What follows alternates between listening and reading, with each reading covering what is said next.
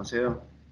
순환주간 두 번째 시간이 되겠습니다. 우리 다 같이 기도문으로, 다 같이 주기도문으로 기도를 대신하시도록 하겠습니다. 하늘에 계신 우리 아버지여, 이름이 거룩히 여김을 받으시오며 나라의 임하옵시며 뜻이 하늘에서 이룬 것 같이 땅에서도 이루어지이다.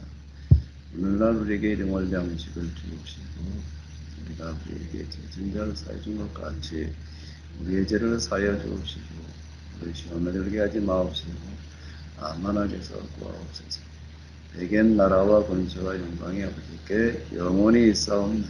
어제 이어서 우리 요한 1서 2장이 되겠는데요. 2장은 조금 깁니다. 29절까지가 있는데 다 같이 읽어보시도록 하겠습니다. 나의 자녀들아, 내가 이것을 너희에게 쓰면 너희로 죄를 범하지 않게 하려 하느라. 만일 누가 죄를 범하여도 아버지 앞에서 우리에게 대언자가 있으니 곧 의로우신 예수 그리스도시라. 그는 우리의 죄를 위한 화목제물이니 우리만 위할 뿐 아니라 온 세상의 죄를 위하십니다. 우리가 그의 계명을 지키면 이로써 우리가 그를 아는 줄로 알 것이요, 그를 아노라 하고 그의 계명을 지키지 아니하는 자는 거짓말하는 자요, 진리가 그 속에 있지 아니하되 누구든지 그의 말씀을 지키는 자는 하나님의 사랑이 참으로 그 속에서 온전하게 되었나니 이로써 우리가 그의 안에 있는 줄을 아노라. 그의 안에 산다고 하는 자는 그가 행하시는 대로 자기도 행할지니라. 사랑하는 자들아, 내가 새 계명을 너에게 쓰는 것이 아니라 너희가 처음부터 가진 옛 계명이니 이 옛 계명은 너희의 들음과 말씀이거니와 네, 다시 내가 너에게 새 계명을 쓰노니 그에게와 너희에게도 참된 것이라. 이는 어둠이 지나가고 참빛이 벌써 비침이니라. 빛 가운데 있다면서 그 형제를 미워하는 자는 지금까지 어둠에 있는 자요, 그 형제를 사랑하는 자는 빛 가운데 거하여 자기 속에 거리낌이 없으나 그 형제를 미워하는 자는 어둠에 있고 또 어둠에 행하며 갈 곳을 알지 못하나니 이는 그 어둠이 그의 눈을 멀게 하였음이라. 자녀들아, 내가 너희에게 쓰는 것은 너희 죄가 그의 이름으로 말미암아 사함을 받았으며, 아비들아, 내가 너희에게 쓰는 것은 너희가 태초부터 계신 일을 알았으며, 청년들아, 내가 너희에게 쓰는 것은 너희가 악한 자를 이기었습니다. 아이들아, 내가 너희에게 쓰는 것은 너희가 아버지를 알았으며, 아비들아, 내가 너희에게 쓰는 것은 너희가 태초부터 계신 일을 알았으며, 청년들아, 내가 너희에게 쓰는 것은 너희가 강하고 하나님의 말씀에 너희 안에 거하시며 너희가 흉악한 자를 이겼습니다.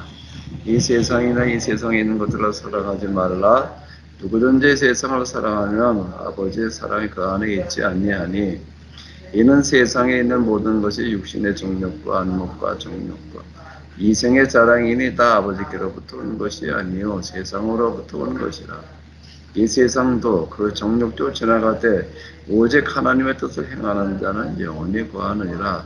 아이들아, 지금은 마지막 때라. 적그리스도가 오리라는 말을 너희가 들은 것 같이 지금도 많은 적그리스도가 일어났으니 그러므로 우리가 마지막 때인 줄 아노라. 그들이 우리에게서 나갔으나 우리에게 속하지 아니하였나니 만일 우리에게 속하였다면 우리와 함께 거하였으려니와 그들이 나간 것은 다 우리에게 속하지 아니함을 나타내려 합니다.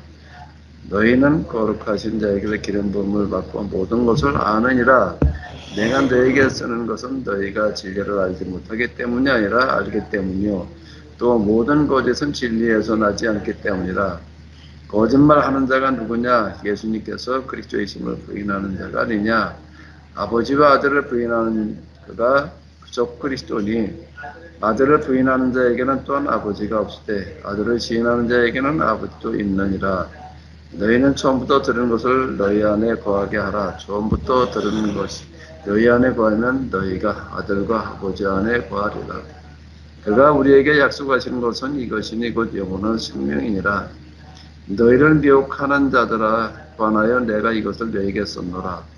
너희는 주께 받은 바 기름 부음이 너희 안에 거하나니 아무도 너희를 가르칠 필요가 없고 오직 그의 기름 부음이 모든 것을 너희에게 가르치며 또 참되고 거짓이 없으니 너희를 가르치신 대로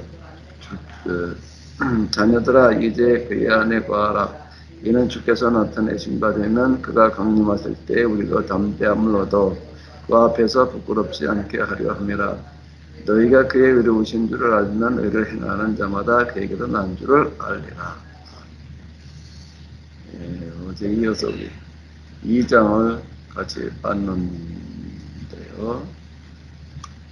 자, 어제 요한일서의 기록 목적을 보게 되면은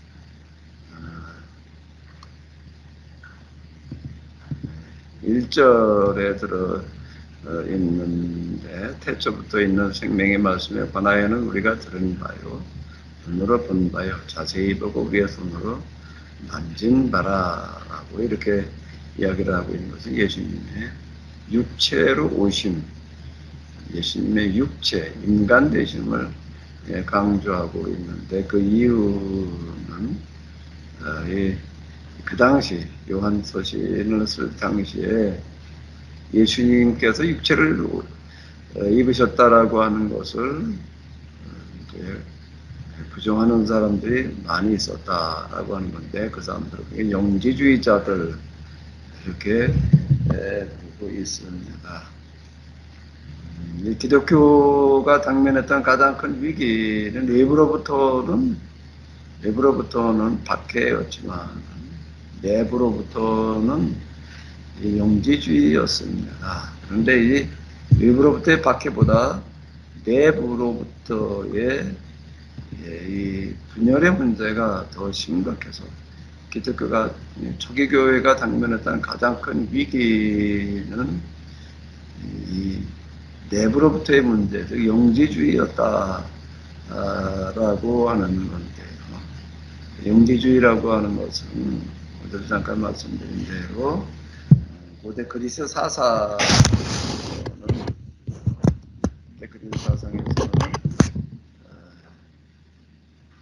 이데아를 중요시하다가 보니까 이 물질, 육체는 악한 거로 이렇게 봤습니다. 육체를 악한 거로 이렇게 보고 있었는데요.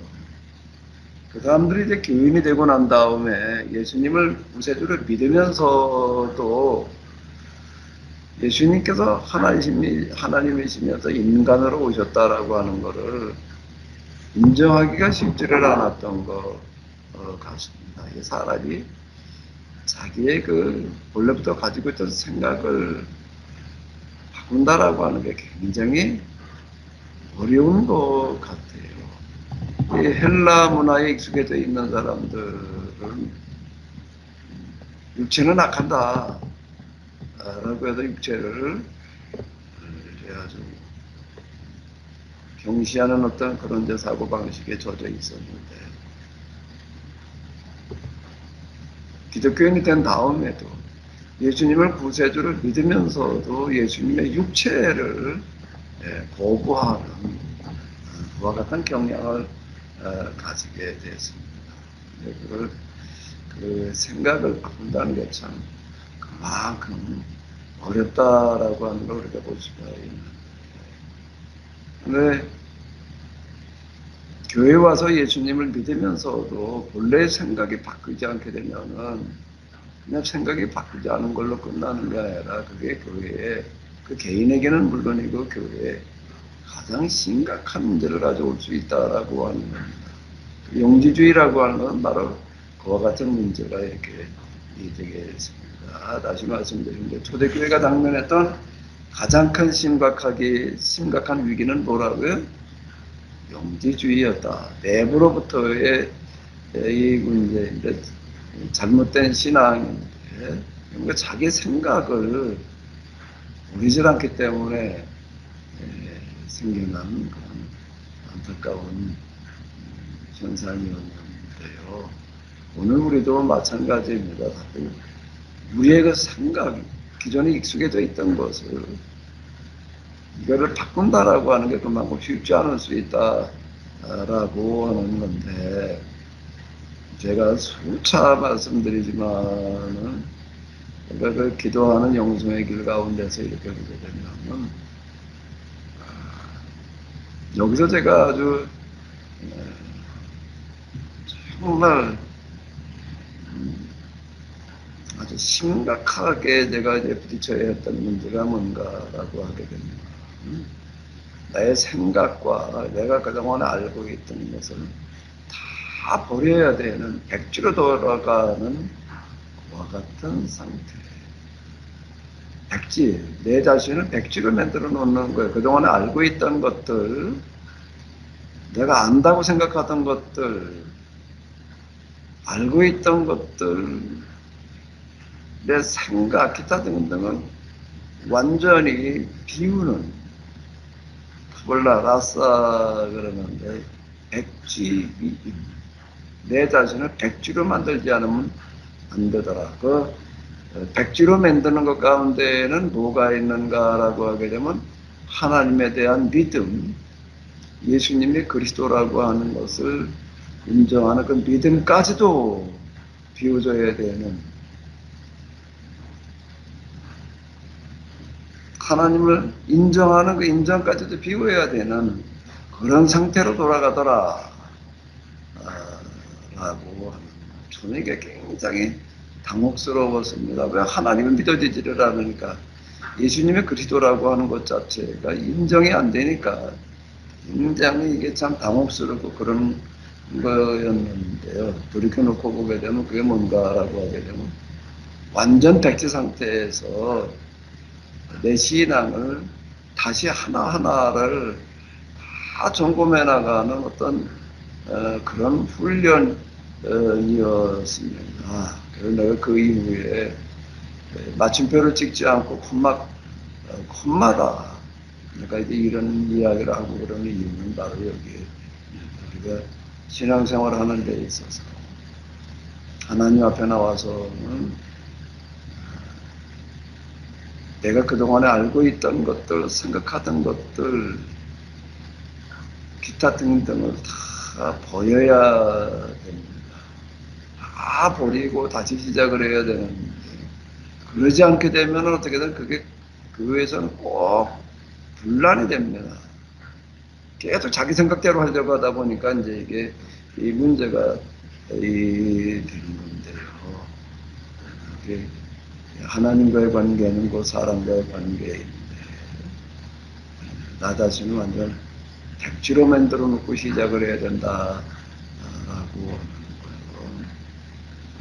아주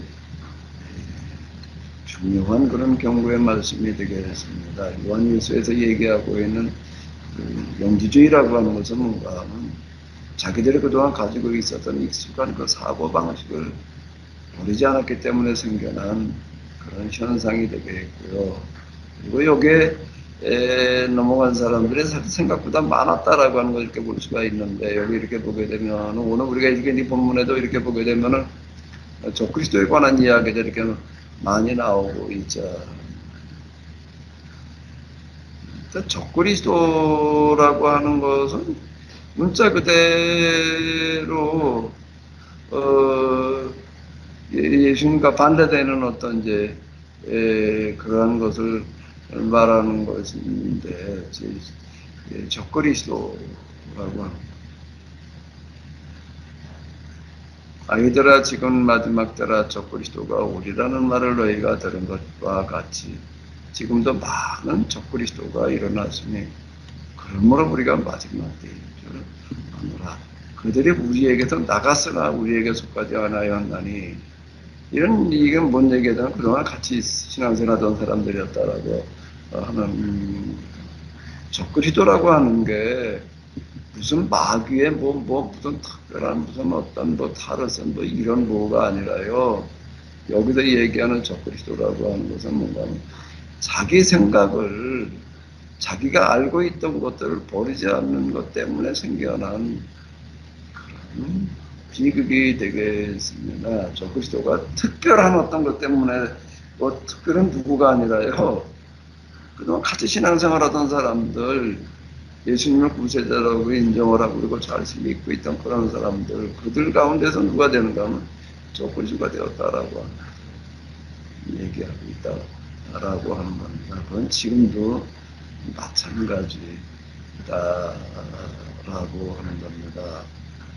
정말 우리가 교회 생활을 하려고 한다라고 하게 되면 매 순간 내 생각을 다 버리고 백지로 돌아가는 그런 자세가 꼭 필요하다라고 하는 겁니다.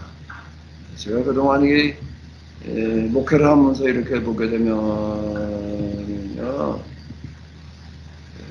본래 자기가 그 신앙생활 하면서 익숙해져 있던 것들, 그거를 버리는 게 참 쉽지 않은 것 같습니다. 기도하는 그런 습관 하나도 이게 바꾸는 게 쉽지를 않은 거예요.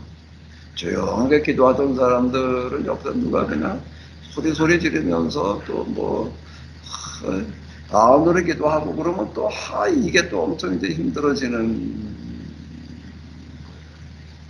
또 이제 소리 지르면서 기도하는 게 익숙해져 있던 사람들은 또 조용하게 하라 그러게 되면 또, 기도하는 것 같지가 않다고 그러고 뭐가 어떻다고 그러고 또, 이것 때문에 또 이제 뭐 많이들 이제 힘들어하는 어떤 이런 것들 이렇게 볼 수가 있는데, 이런 거 하나하나가 다 뭔가라고 하게 되면 자기가 익숙해져 있는 거, 습관화되어져 있는 것들을 버리는 게 대단히 어렵다라고 하는 건데요. 누구에게나 이런 건 다 있습니다. 중요한 거는요, 이게 잘못하게 되면은 여기서 얘기하는 이 적그리스도가 다른 어떤 특별한 사람들이 되는 게 아니라 이런 사람들이 적그리스도가 되어졌다라고 합니다. 이제 어제도 제가 말씀드렸는데 우리가 순환주간을 맞이했는데요. 순환주간은 우리가 어떤 자세로 어떻게 맞아야 될 것인가. 예수님께서 우리를 위해서 고난받으신 고난을 묵상하면서 참 대속을 또 이제 우리가 정말 하나님의 은혜를 다시 경험하는 어떤 이런 쪽에다 초점을 맞춰 놓을 수가 있습니다. 우리가 그동안에 많이 하던 어떤 그런 익숙해져 있는 그런 방식이 되겠습니다. 근데 이제 이걸 우리가 생각을 바꿔가지고 어떻게 예수님께서 뭐라고 말씀하셨는가 하면 누구든지 나를 따르고자 하는 자는 뭐라고 말씀하셨죠? 그 다음에요, 자기 십자가를 지고 나를 따를 것이다. 이렇게 말씀을 하셨습니다. 자기 십자가라고 하는 어떤 이런 것들을 신앙생활 하다가 좀 어려운 문제 부딪히게 되면 무슨 십자가 뭐 이렇게 생각을 하는데, 그런 얘기가 아니라 예수님께서 대속의 길을 가신 것처럼 우리도 그런 길을 가야 된다라는 그런 이야기가 되겠습니다. 그럼 예수님께서 가신 그 길을 우리가 같이 가야지 되는데, 즉 예수님께서 가신 그 길을 간다라고 하는 건 뭔가 하면 예수님께서 하시던 그 일을 우리가 대신해야 된다라고 하는 겁니다. 그럼 예수님께서 가신 일이라고 하는 게 도대체 뭐였느냐? 그 대속의 길을 십자가의 죽으심이라고 하는 것은 뭐냐라고 할 때에 십자가의 죽으심이라고 하는 것은 예수님께서 왜 십자가에서 죽으셨는가라고 하게 되면 유대인들의 잘못된 신앙을 뜯어고치시기 위해서요. 계속 가르치셨습니다. 예수님의 사역의 이야기를 이렇게 보게 되면은요, 가르치심으로 시작을 하셨습니다.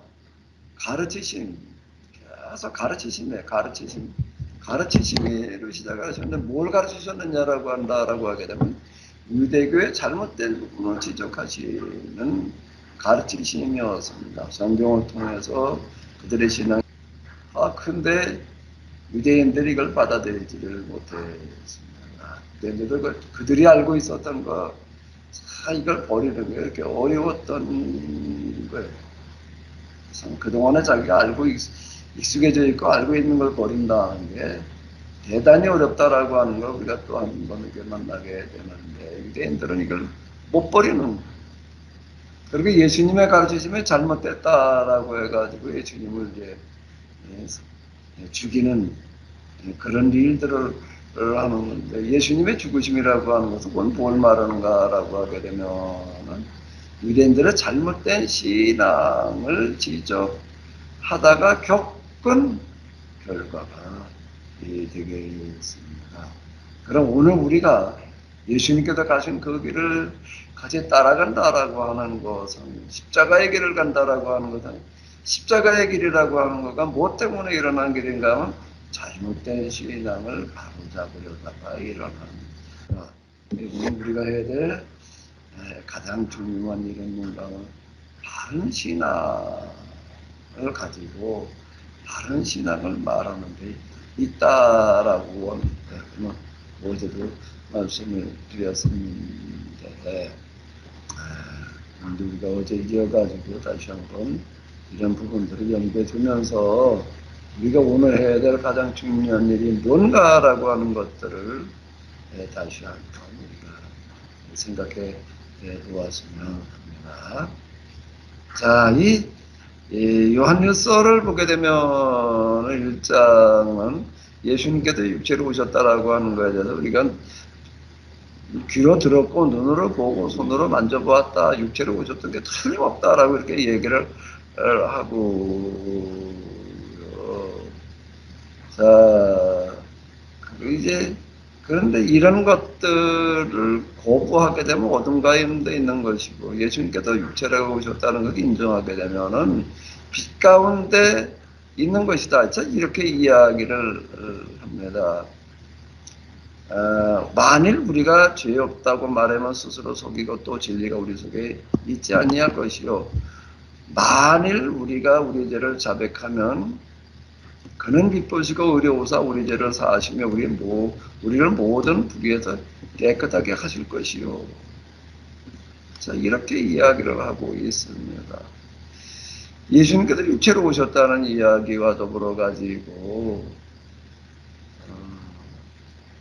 예수님을 통해서 죄사함을 받는다라고 하는 거가 도대체 어떤 관계에 있는 것인가 라고 하는 거를 우리가 1장 그리고 이제 2장으로 넘어가면서 이렇게 보게 되면 또 비슷한 얘기가 나오는 거예요. 나의 자녀들아, 내가 이것을 너희에게 쓰면 너희로 죄를 범하지 않게 하려 함이라. 만일 누가 죄를 범하여도 아버지 앞에서 우리에게 대언자가 있으니 곧 의로우신 예수 그리스도시라. 그는 우리의 죄를 위한 화목제물이니 우리만 위할 것만 아니요 세상의 모든 죄를 위하시니라. 자, 이렇게 이야기를 하고 있습니다. 자, 이 시간에 이걸 하나 조금 생각해 보시면 좋을 것 같습니다. 요한일서 1장, 2장에 비추어서 1장에서는 예수님께서 육체로 오셨다라고 하는 것을 강하게 다시 한번 강조하고 있고, 그리고 이제 제사함의 문제를 이어서 이제 이야기를 하고 있습니다. 예수님께서 육체로 오셨다는 거가 왜 중요하지요? 왜 예수님께서 육체로 오셨다는 것을 거부하게 되면 이게 적그리스도라고 이야기를 하나? 예수님께서 육체로 오신 게 왜 중요하지요? 조금 한번 생각을 해보시기 바랍니다. 누가 한번 좀 얘기 좀 해보세요. 우리 김준수 장로님, 요한일서 하자고 그러신 김준수 장로님 얘기를 하셔요. 예, 저는 이제 오신 게 왜 중요할까요? 일단 그분은 하나님이시면서 사람의 모습까지 낮아지심이라고 하는 거, 낮아지셨다고 하는 것이 또 중요하고요.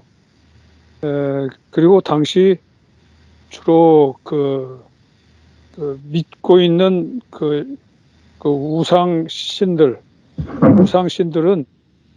사람이 직접 만들어 놓고 더 오히려 그걸 거룩하게 생각하고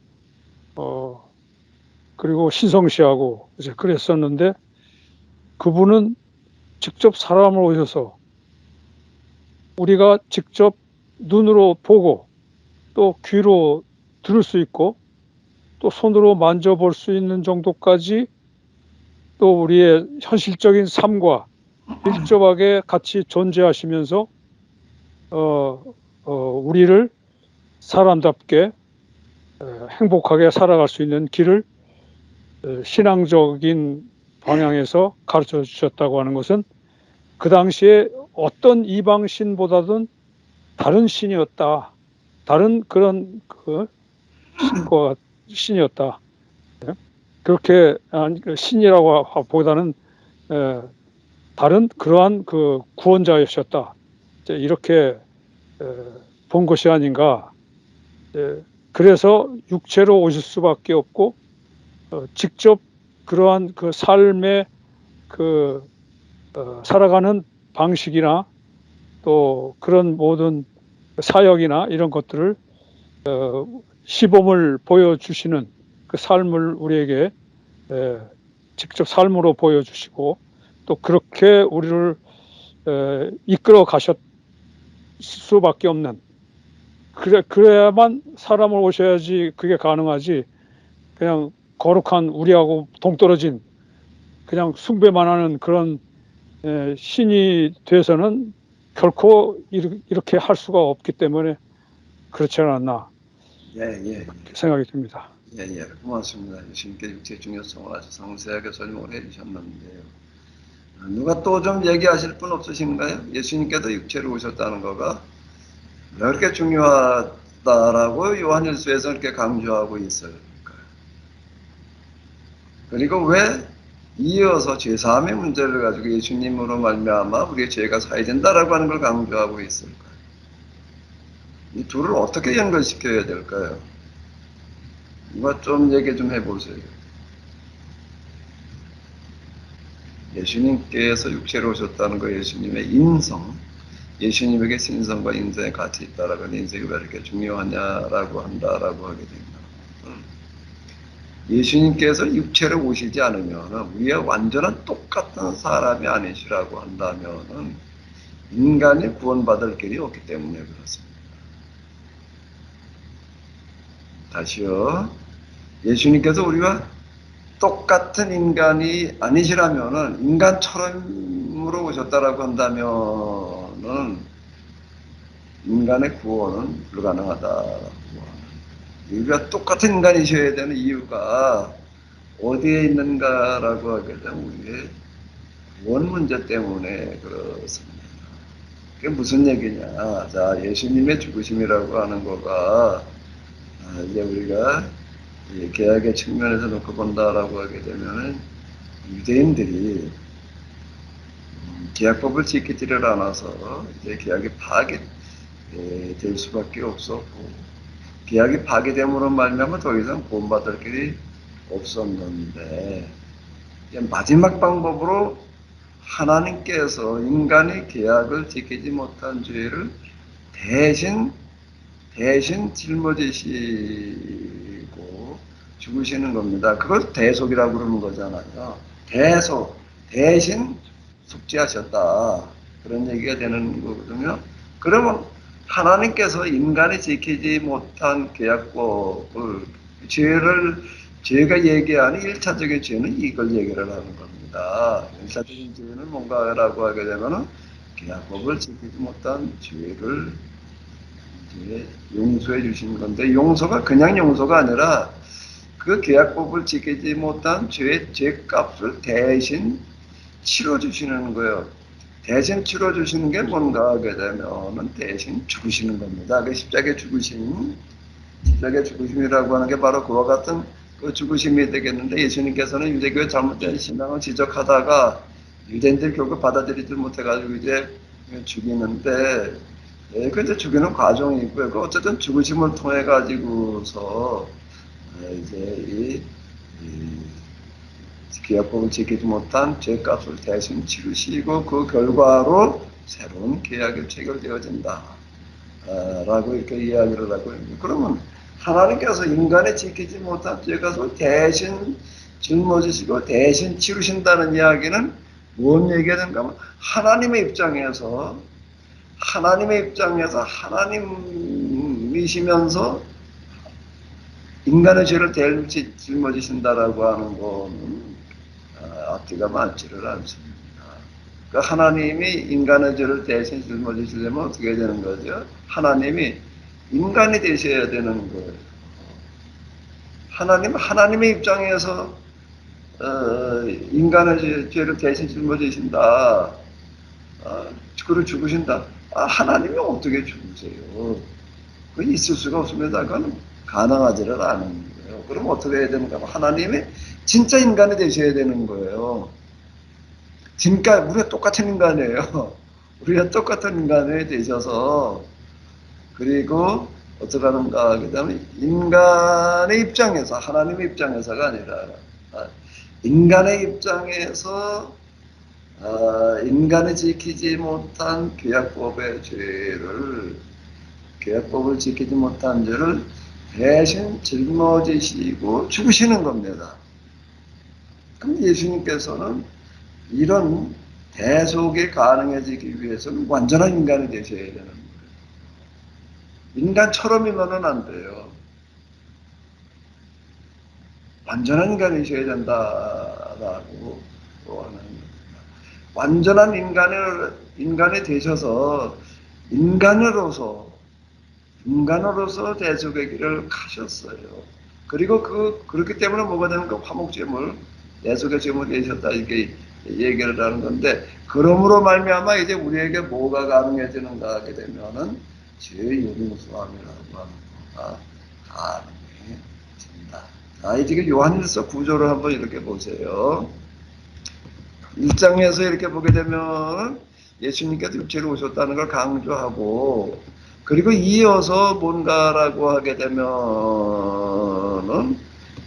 만일 우리가 우리 죄를 자백하면 그는 미쁘시고 의로우사 우리 죄를 사하시며 우리를 모든 불의에서 깨끗하게 하실 것이요. 이 얘기는 뭔가 하면 그분이 인간으로 오셨기 때문에 이게 가능하다는 얘기가 됩니다.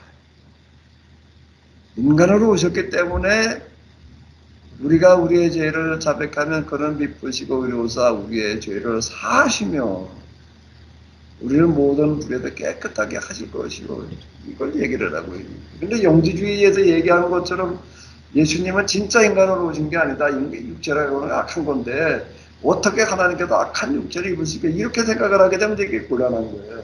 그렇게 되면 속죄, 사죄의 길이라는 게 있을 수가 없다라고 하는 겁니다. 2장으로 넘어가서요. 그는 우리 죄를 위한 화목의 제물이니 라고 하는 것도 어떻게 해서 우리의 죄를 위한 화목의 제물일 수가 있는가 하면 인간으로 오셨기 때문에 가능한 거예요. 인간으로 오셨기 때문에 우리를 위한 화목 제물이 되신 거예요. 그러니까 예수님의 인성은 그래서 중요한 겁니다. 예수님이 우리와 똑같은 인간이 아니시라고 한다라고 하게 되면은 대속의 제물이 되실 수가 없었고요. 똑같은 인간이어야지 인간이 지키지 못한 죄를 대신 짊어지시는 게 의미가 있는 거지. 인간이 아니면서 하나님으로서 인간의 죄를 짊어지고 죽으신다. 이건 의미가 없습니다. 하나님은 죽으실 수가 없는 거예요. 근데 인간 오셨던 예수님은 우리와 똑같은 육체를 가지셨기 때문에 우리와 똑같은 죽음을 죽으시는 거예요.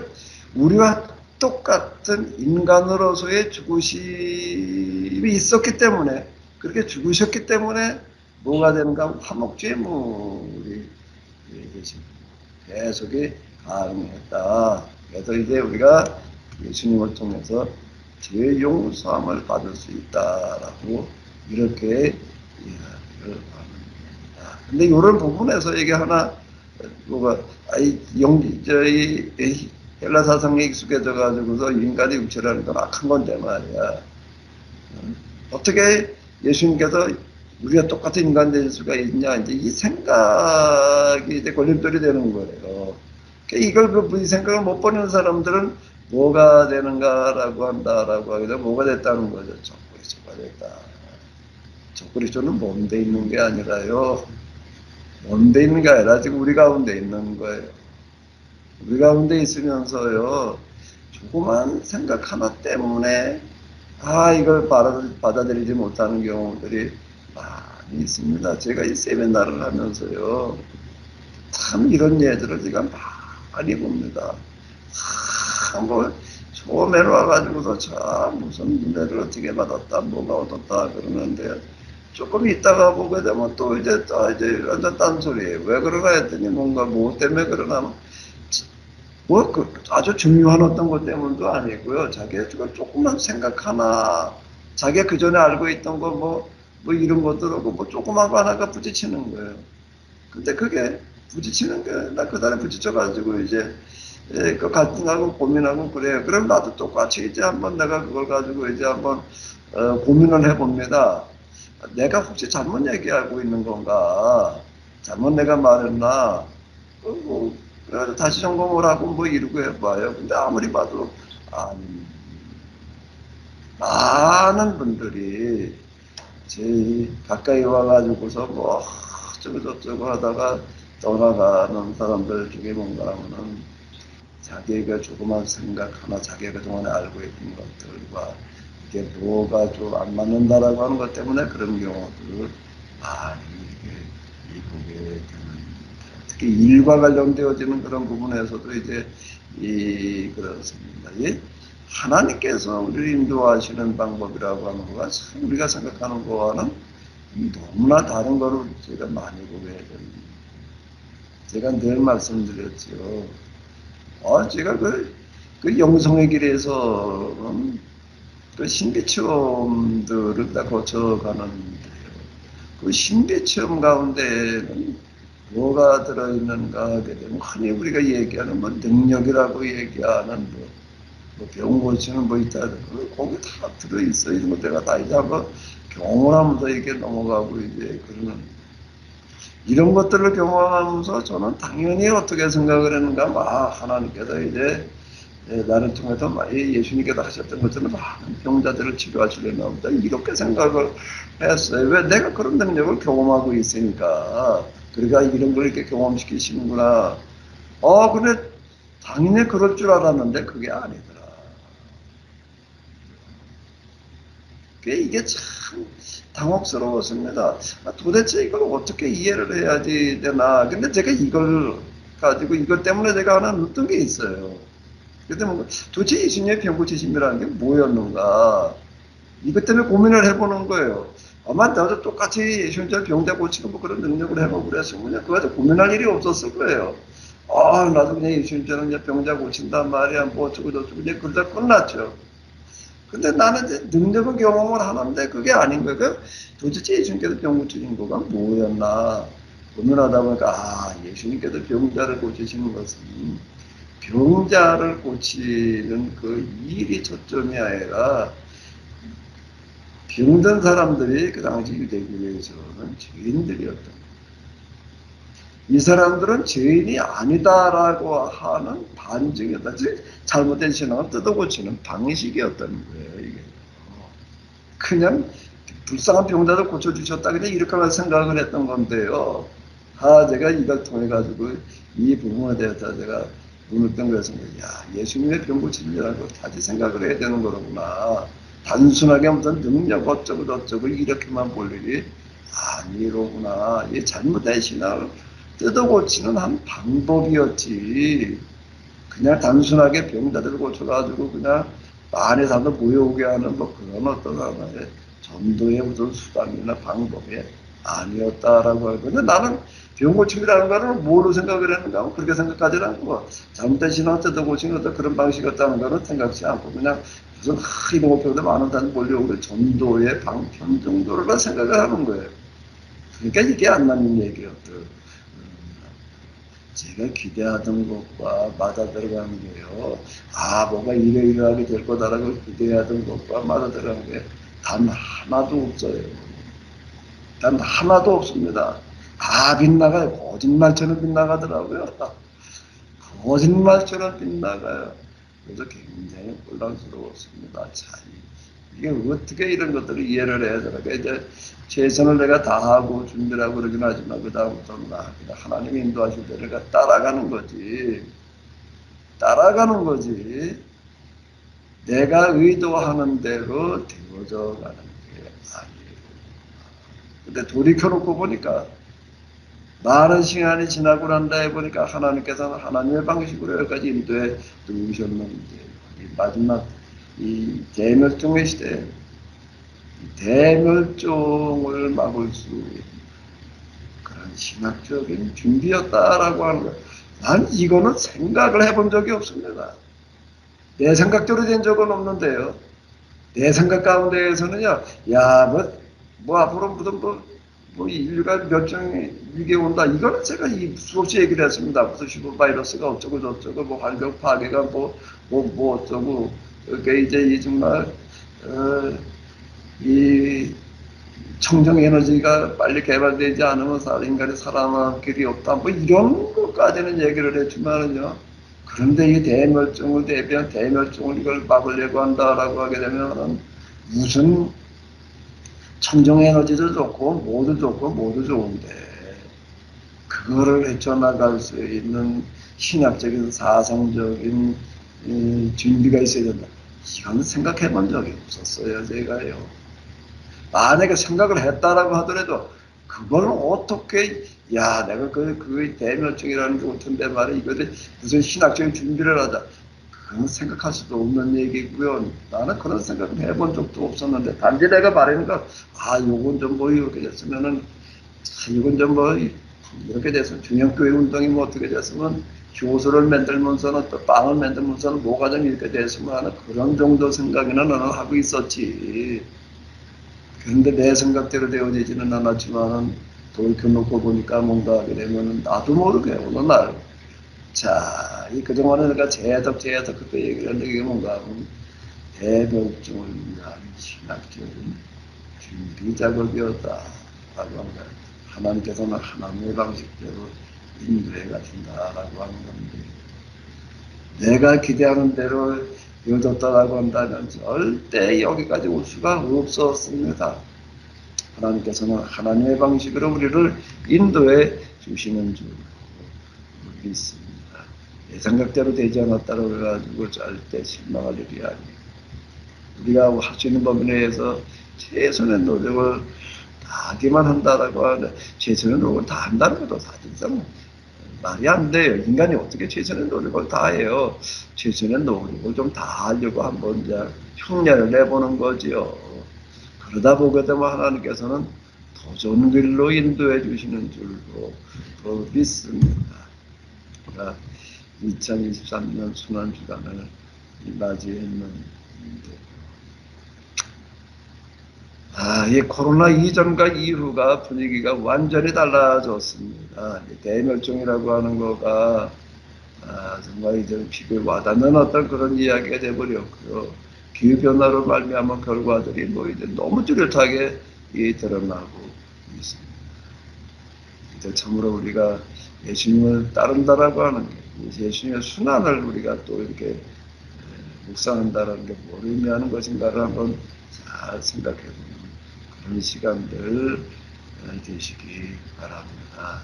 정말로 우리가 예수님을 따른다는 건 뭐라고요? 예수님 믿는다는 거는 예수님을 따르는 겁니다. 크리스찬이라는 단어를 보게 되면 앞에는 그리스도예요. 뒤에 IAN이 붙여 있습니다. IAN이라는 건 따른다는 걸 말해요. 예수님을 따른다. 그리스도를 따른다. 그리스도를 따른다라는 크리스찬이라고 그럽니다. 예수님을 믿는다는 것은 예수님을 따르는 겁니다. 따른다는 게 뭘 하는 거예요? 예수님께서 하시던 일을 우리가 지금 여기서 대신하는 거다. 라고 하는 겁니다. 그 예수님께서 하시던 일이라는 게 뭐냐? 신앙을 바로잡는 거였습니다. 신앙을 바로잡는 거. 신앙이 잘못되게 되면은 다 잘못되는 거예요.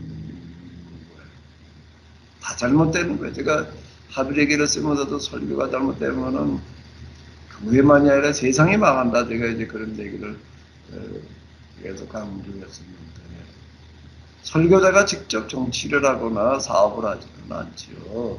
설교만 할 뿐인데 그 설교가 교인들 가운데 정치인들, 그 대통령도 있고 국회의원 장관들 많습니다. 뭐 우리나라 역대 대통령 가운데에서도 기독교인이었던 사람들 많이. 설교라고 하는 거는 기독교인이 대통령이 되고 정치인들이 되었을 때 뭘 어떻게 해야 되는가라고 하는 거를 명확하게 얘기를 해야 되는 겁니다. 또 사업을 할 때에는 사업이 무엇을 위한 사업이어야 되는지, 그 설교가 잘못되게 되면 다 잘못될 수밖에 없는 이유는 바로 이런 있는 거지. 저는 이명박 대통령이 대통령 될 때 굉장히 기대가 좀 많이 했습니다. 김영삼 대통령 때도 그랬고요. 왜? 장로였으니까요. 그래서 장로님이었으니까 그래도 뭔가 그래도 좀 기독교 정신을 좀 어떻게 좀 구현할 수 있지 않을까라고 이렇게 기대를 했었는데 김영삼 대통령 때도 참 너무 실망이 컸고요. IMF 이렇게 대처하는 것도 이런 것들도 그렇고, 또 이명박 대통령 때도 또 좀 많이 기대를 했습니다. 근데 또 실망이 참 너무나 컸었는데, 왜 그랬을까? 설교가 잘못되어졌기 때문에, 설교가 제 역할을 못했기 때문에 그랬다라고 이렇게 생각할 수가 있는데, 네. 올해 또 맞이한 순환주간, 정말 우리 그리스도인들이 다 예수님을 따르는, 예수님이 하시던 그 일을 대신할 수 있는 그런 교인들, 또 그런 순환을 묵상해 볼 수 있는 한 주간이 되었습니다. 다 같이 기도하도록 하겠습니다. 주님, 저희들이 또 올해도 순환주간을 맞이했습니다. 매년 맞이하는 순환주간, 그저 또 하나의 지나가는 습관, 관습으로 끝나지 아니하고 정말 예수님을 따를 수 있는 그런 한 주간이 또 그런 묵상의 시간이 되게 하여 주시옵소서.